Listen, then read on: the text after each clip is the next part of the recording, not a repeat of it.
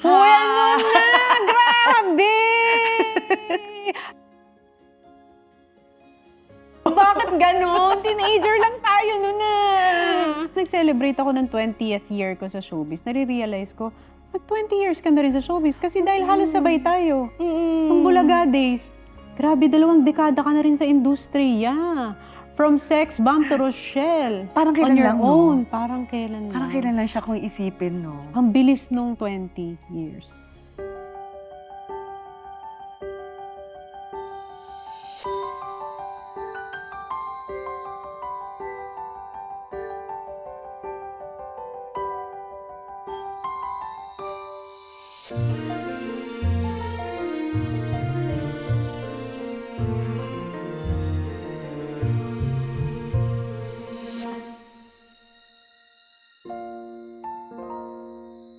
Hindi, pero grabe ikaw yun. bata pa lang nabasa ko pala.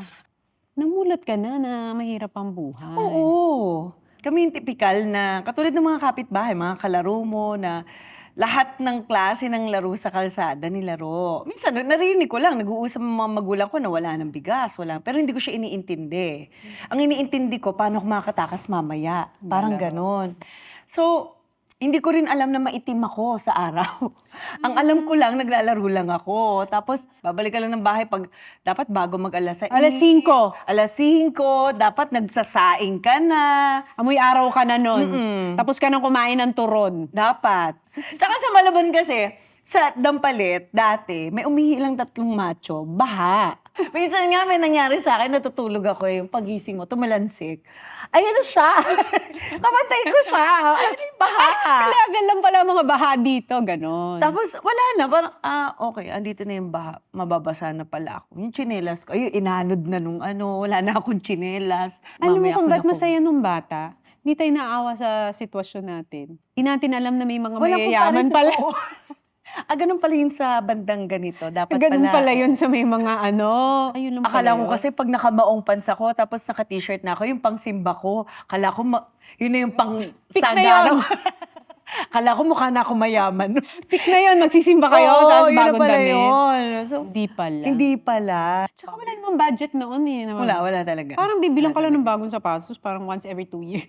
Nakakabili Binibili ba? kami kapag Pasko lang. Oh, yun nga, once. Minsan nga, kung next year, ops, naubos ang budget last year, wala ang budget this Tapos year. kami namamasko. So, naalala ko, 24 night, yung damit mo, nakasabit na. So ako 24, hindi ako makatulog kasi gusto ko nang suotin yung damit kong bago. Nung sinuot ko na, ang sakit ng paa ko, natanggal na yung balat ko. Oh, Tinitiis mo pa rin siya kasi maganda ka. Oo. Bago, tapos pag uwi mo, umiiyak ka kasi natanggal na yung balat mo. Shucks, yan yung ano, iniintay mo yung pag-Christmas party, dapat bago ang suot mo sa Dapat school. bago lahat. So, kaya ka nag-artista? Hindi sinasadya. Gusto ko lang maging dancer. Gusto ko lang sumayaw, makita ko ng mga kamag-anak ko sa TV na andito ako, yung mga ganon. Kasi wala namang iniidolong dancer nun sa TV. Si Gracia. Si Gracia na. Oo nga pala, Si Gracia! Tito Joey. So, idol mo si Gracia. Tapos pag tanghali, pag narinig ko na si Tito Joey na, Gracia. Tapos lalabas. Tanan. Tapos Tapos yung nga niya, yung ako yung, ganda-ganda niya, yung ganun.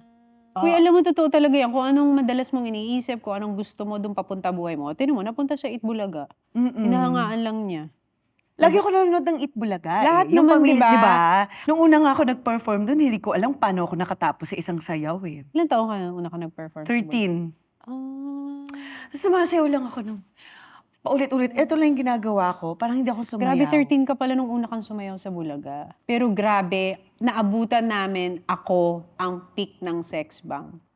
Alam mo yung lahat ng bata sa kalye, naka-outfit Yun nyo? ang sayaw, no? Spaghetting pababa. Lahat ng Christmas party, spaghetting pababa. Totoo. Paano na National anthem. Pero hindi sex bomb. Si Tito Joey nagpangalan ng sex bomb. Ang unang name nyo, di ba? Hindi. Ang unang pangalan namin, Chicken Sandwich Dancer. Ano kaya yung chicken sandwich dancer? Dito, Joey. Chicken sandwich? Ano ba to? Merienda. Pero sobrang sikat nung Tom Jones. In-opening siya ng isang artista. Tapos, naging parang yun na yung music sa sa Meron o Wala. Tapos, nung pinlay na yung music doon, yung ni Tom Jones, yun na yung naging pangalan namin kay Tito Joey. Tapos, yung step na ganon, ginawa ni Ate Joy. Siya! Tsaka talagang palambutan ng giling Uy, nun. grabe ka nun. Parang wala kang buto. Parang walang buto. Hindi Actually, kasi di ba nagulat nasa din ako dressing sa room sarili kami, ko. manunood kaming lahat. Pag sumayaw ka na, ito na naman si Rochelle. Parang ano na naman ang katawan niya. Parang Bulate. ahas, no? Para kung bulate nilagyan ng asin. Ganun na ganun ka nga. Grabe Kayo talaga lahat. ako gumiling, Ikaw, grabe. Jopay, yung mga OGs. Oo.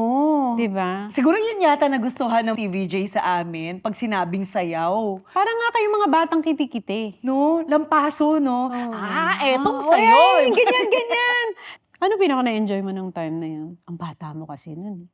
Hindi ko na-enjoy yung fame.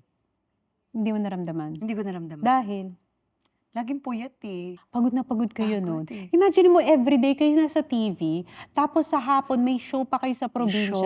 tapos babalik, magre-rehearse pa Totoo. kayo sa studio. Totoo. Hindi kasi ang dancer, grabe. Sila ang huling uuwi, sila ang unang dadating. Di ba? Grabe ang Sa discipline. Broadway, sa audience, sa upuan ng audience, doon na kami natutulog, di ba? Yes, nakikita namin. Minumulto na nga kami doon, doon pa rin kami natutulog. Wala kayong pakialam. Hindi kasi lalo na nung nag-17 pa kayo, ano nang lagari ang ginawa niyo doon? Super lagare. Na-burnout ka. Actually, hindi lang ako. Baka Lahat lahat kayo? kami. Hindi kasi yun ang naririnig namin, grabe ang schedule niyo. Umaga, tanghali, gabi, tapos meron pang mga promo ang may album, may Bakit Papa, may spaghetti, may Halo kay Ube, diretso siya, may May promo ng Daisy Siete. Siete, may shows, So imagine mo, advance. after Bulaga, magte-taping kayo ng teleserye. Umaga pa lang, nagtitaping na kami. Tas pull out. Aalis, mag-eat Bulaga, babalik ulit kami sa taping hanggang 5 a.m. or 6. So uwi kami, matutulog lang saglit, mag-eat Bulaga na ulit kami. Grabe. Bata eh. Bata. Tapos, hindi mo iniisip eh. Ang kailangan mo Hindi mo na lang nga naisip ang makaraos. health. Hindi. Ang kailangan mo lang maisayaw to lahat. Tsaka di ba, hindi naman kami yung yung tatayo lang. So, maasayaw kayo ng sagad na sagad. So, minsan gigising, uy, kayo na, tinawag na kayo ng host. Okay. Pagpasok namin, appear tayo. Parang robot na lang, no? Pero yung katawan niyo parang, autopilot na lang to. Saan tayo next? Malayo pa, pwede pa kayo matulog. Okay. Ganon. Lagi kayong bagsak, no? Grabe. Paano yung naghiwa-hiwalay ng sex bomb? Wala kaming closure hanggang ngayon. Hindi nga. Kayo lahat? Ah, Bigla na lang kami parang nawala. sa Bulaga? Ang sex bomb. Oo. Pero sa Bulaga, may nangyari sa amin na, di ba nag-away, parang nagkaroon ng hindi pagkakaintindihan ng mga boss natin Tsaka sa si Ate Bulaga, Joy. tsaka si Ate Joy. Nagtitaping kami ng Daisy 7, tapos binabalitaan ako kung ano nang nangyayari sa usapan. Tapos parang nagkababaan daw ng telepono. Sabi ko, hello, umabot na sila sa ganyan. Anong gagawin namin bukas? Yung ganon. Meron kaming guesting pa bago mag-Itbulaga. So nag-guest muna kami sa SIS. So nag-usap-usap kami sa isang cafeteria dito sa Tomas Morato.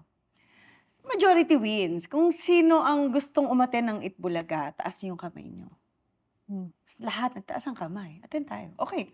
Attend tayo. Punta tayo. So punta kami. Oy, guys, sabi ko, magsara kayo ng telepono. Kasi sure kami, tatawag si Ate Joy. Magtatanong na yun, saan na kayo? So anong desisyon nyo? Kasi doon magkakaalaman, never naman niya kami binalitaan. pero eh. nagbulaga kayong lahat. Ando kami sa Broadway. Nag-park kami doon. Tapos, may isang sex bomb na nag-abot sa akin ng telepono. Bukas yung telepono niya. Tapos, nakausap ko si Ate Joy. Sabi ko, bakit? Yan lang nasabi ko, bakit? Umiiyak siya. Umiiyak yung nanay mo, di ba? Hindi mo ba pupuntahan? So ngayon, malis kami ng Broadway, hindi kami pumasok, pumunta kami sa kanya. Nung hindi na kami pumasok sa Itbulaga, nagpa-audition sila ng mga dancers. Yung ba yung Parang sila nagpa-contest, Lian oo. Pass? Nagpa-contest. Tapos, this time, magaganda, bata. Syempre, ang sakit-sakit dun sa amin. Tapos, parang, magaganda. Hindi naman namin kasalanan yung kayo-kayo nag-away. Parang pinalitan nyo naman kami. Ganun yung feeling namin. Kasi bata eh. Tsaka, lahat ng sex bomb competitive eh. Ano yung feeling na yung mag-isa ka na lang? Ang lungkot nung una, pero hanggang sa nasanay ako ng nasanay na, okay, ako na lang talaga. Pero grabe yung sa daddy mo. Nung Mm-mm. pumanaw siya. Grabe yun. Grabe yung pinagdaanan ko kay tatay. Ang tagal nun. Oo. Papunta ako noon ng SIS. Magpo-promote kami. Kasi ako kumanta nung isang movie na Pasukop. Tumawag si kuya, wala na si tatay. Ganun lang siya. Tapos, ha? Tapos nanginginig na ako, yung ganun. Yung kanta ko, masaya. Pa, pa, pa, pa. Gumagano yung ka pa. gumaganon ka siya. Gumagano kami. Tapos gumilid ako. Sabi ko, hindi ko kaya mag-perform. Wala tayong choice, ganyan. The show must go on, ganyan. So, kumakanta ako, pero alam na nila yung nangyari sa akin na ngayon lang sinabi na namatay tatay ko. Tapos ang hirap, hindi ka makaiyak. Oo, kasi kailangan mong pigilan yung luha mo. Hindi alam ng tao yun, no? Hindi pa alam, hindi rin ako makapagsalita. Parang naging ulap lahat. Parang naging robot ka na lang na nagpe-perform na wala ng emosyon. Wala talaga. Tapos pumunta lang ako sa sasakyan ko. Tapos anong gagawin ko? Hindi ako pa pwedeng umiyak. Kailangan ako pa rin yung malakas sa amin. So pumunta ako ng Dangwa, bumili ako ng bulaklak, tapos nag-grocery ako, mga kape, ganyan, kung ano-ano. Para sa lamay. Para sa lamay. Tapos tsaka ako pumunta sa tatay. Nung nakita ko siya, parang hinawakan ko lang, pinipilit kong umiyak, pero hindi kaya. Huwag ko nang pilitin. Kasi hindi ko siya tanggap. Hindi nagsisink in. Kasi ang usapan namin, sige, basta lumaban ka. Pagtatrabahuan ko to, basta lalaban ka sa sakit mo. Ayun. So, Hindi nakalaban. Hindi mo na-process yun. Ngayon ka tuloy naiyak kasi Oo hindi ka nga. umiyak dun eh. tagal kasi. Hindi ka kasi Tsaka hindi ko umiyak siya doon. iniiyak kasi ayoko ring makita ko ng mga kapatid ko na ano. Pero ang hirap nun na ikaw yung nagiging malakas para sa kanilang lahat. Kasi kailangan kasi ng panahon na yun, parang isa lang dapat yung, kung lahat kayo iiyak, dapat may isang Strong. fear. Paano mo na-hold yung emotions mo? Ang tapang mo Ang galing mo. Tsaka yun yata talaga yung pinaka masakit na parte ng isang tao, yung mawalan ka ng magulang. Ang sakit nun. Kahit kailan di siya mag-heal. At saka yan yung hindi ka For me. hindi ka makakapag-move on. Oo. Matututo ka lang mabuhay ng may sakit sa dibdib. Oo. May tinik. Kaya laging soft spot. Never kang, never na never ka. Hindi, tsaka nung time kasi paano ka iiyak daw nung lamay? Pinagkaguluhan ka din. Oo, paglabas ko Yung yung fans day. fans day, ulo-ulo, ganun. Fans day. Tapos paano bababa yung ataol ni tatay? Tapos hindi mo maintindihan na iyak ba ako? Hindi na kasi kakaway ka pa, yung hello, Shucks. ganun. So wala kang time talaga na mag-moment. As in, mag-process talaga. nung pain. Paano yung Ganun. schedule mo? Nag-break ka ba nun sa work? Hindi. Mas kailangan ko magtrabaho. The Kasi next day, ang dami kong babayaran. Yes, dahil Baon sa ako mga... sa utang ataon. sa ospital. Milyon-milyon yung utang ko sa ospital. Talaga? So, kailangan ko siyang bayaran. Tapos yung libing pa niya. Umuo lang ako ng Parang umuo. yung wala ka ng time kagad, solusyon agad. Oo. Kailangan ko agad ng trabaho. Okay na, nalibing na tayo. I love you, tay. Tapos, trabaho na po ako. Ganun. Ganun. Para ka talagang robot. Tapos nung tinatanong time ni na yun. Ate Joy, okay ka? Okay ka? Siyempre ako yung trabaho, minsan tulala, bigla na lang pagpauwi na, yung dun, unti-unti, nung mag-isa ako. So, dun ko siya pinaprocess. Pag ako na lang mag-isa. Dun ako iiyak, pag gusto ko nang umiyak, dun ako nakakahagulgol. Pag walang nakakakita. Paano ka nabago nung naging nanay ka na? Ngayon, pag nagtatrabaho ako, kailangan ko umuwi agad. Kasi may nag-aantay sa akin na kailangan ako. Na ako yung buhay niya. Dati wala akong responsibility eh. Bibigay Larga ka lang ng larga. Oo, alis ka lang. Noong oras mo gustong umuwi. Mag-update ka lang sa boyfriend mo or sa asawa mo. Late na ako makaka-uwi, ganyan. Ngayon, pagkatapos ito, uwi na ako. Hindi, parang may karugtong na talaga yung Kailangan eh. Tapos lagi kang hinihila pa uwi. Pag may bata, no? Tsaka Uwi ka. ibang klase. Akala ko tapos na. Meron pa pala akong isang malaking responsibility na hindi ko nagawa sa buong buhay ko na akala ko, itong malaking responsibility na to, hindi ko kaya. Yeah. Pero eto, bigla na lang, walang nagtuturo. Di ba ganun Innate. ang nanay? Nasa loob. Di ba? Magagamay mo na lang. Hindi mo alam, ay, kaya pala Matik to. siya. Ganun pala siya. Day by day. May talagang- switch na bigla ka na Matik lang siya, magiging no? nanay. At saka wala ka choice. Wala kang choice. Tsaka kung mapapuyat ka, wala ka rin choice. Wala kang choice. Pag naging nanay ka pala, no? No choice ka lang. Yung magugising tulog, wala. Parang pumipigit ka lang. Pero yung diwa mo, konti kibot, may kaluskos. Ano yung nangyari? Oo. Anong, Mm-mm. 'di ba? Ganun na siya. Paano pag sinabi niya gusto niya magsaya, gusto niyang parang ginagawa ng katulad mo? Kung sakaling may mag-o-offer, siguro magno-no muna kami. And natatakot kasi ako eh. Kasi hindi madali ang showbiz industry. Siyempre naramdaman ko na sumikat, naramdaman ko kung paano bumaba. Ang pinakamahirap kasi yung pagbabae. Na mararamdaman mo na hindi ka na sikat. So, natatakot ako na baka hindi niya ma-handle yung depression. Na ganun ka ba? Na-depress ka ba? Nang hindi ko na. alam. Nang hindi ko alam. So ano ang sign? Paano mo nalaman na depressed ka nung time na yun? Pag binabalikan mo? Una, parang nanghinayang ako. Tapos bigla na lang ako naiiyak. Yung Tapos, mga dapat. Tapos hihinga na naman ako. Tapos, ang hirap. Tapos parang wala ka ng future. Natapos na, hanggang doon na lang, yung ganon. Alam mo ang problem dito kasi sa industry natin, ang inaano niya yung self-worth at saka self-esteem mo.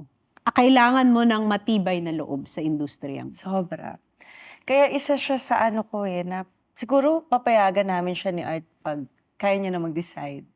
Siguro Pagbuo pag na yung may utak edad niya. na o nakatapos na ng pag-aaral. Paano mo gustong maalala ka ng mga tao? Gusto ko maisip nila lagi na bukod sa magaling akong mananayaw, kasi laging yun ang nakikita nila lagi sa akin. Gusto ko makita nila ako na mabuti akong tao, mabuting ina, at good follower ako ni God. Ang ganda kasi 20 years ago, pag nakikita natin si Rochelle, ang kasunod nating naiisip sex bomb. Pero yung Rochelle ngayon, 20 years after in showbiz, she's now a wife, she is a mother, she is a content creator, she's a friend, di ba? She is an artist and a dancer. Thank you. Di ba? Nanganak na ng nanganak. Ang dami. Kasi nanganak na tayo eh. So nanganganak na talaga yung mga At least pinaggagawa may natin. pinagkatandaan. May pinagkatandaan at may natutunan. Totoo. So kung may isang bagay kang natutunan sa buhay mo na gusto mong ituro sa anak mo, ano yun? Huwag siya nakikipag-compete sa ibang tao. Makipag-compete siya sa sarili niya. At maging good follower siya ni God. Kasi wala akong ipag-aalala kung mawawala man ako. Kasi late na rin naman ako nag-anak. Kung magiging good follower siya.